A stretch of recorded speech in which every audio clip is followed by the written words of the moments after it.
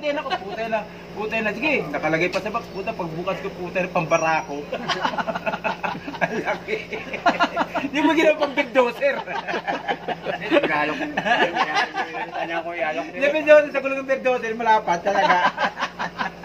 Tindahal eh. May alak pa naman nata si Kepay, no? Bago na isip. Hindi, dikit kami yan. Kahit sabihin mo, Ialok ka rin 2,000 may yun. Ano daw, bibili daw. Nanay, kontakin mo si Imak. Naghahanap yung ano niya, yung manugang niya. Nagtanong sa akin, wala akong manok. Nanay ni Imak, ano ka ba?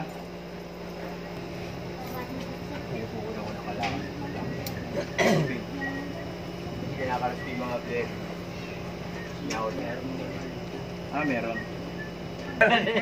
Tapos nililipat ng ganyan, no? Kaya mo ito nagbito sa kanila niyo. Yung driver lang. Kap ng ano. Tayo natalo yung manok namin. Tangin na kasi pre. Yung manok natin, pinindisip ko. Buta, pasaway, bakit? Tangin lang, nanghirap pa ng cellphone sa akin, nag-tiktok. Nag-tiktok sa yung manok niya. Napuyat.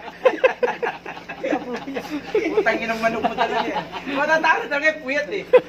Wala pa yung kaibig sa manok na taga-Bacolod yun, you know? Puto, dumatapo pa sa mering ng dano eh, sa buwan, Rio.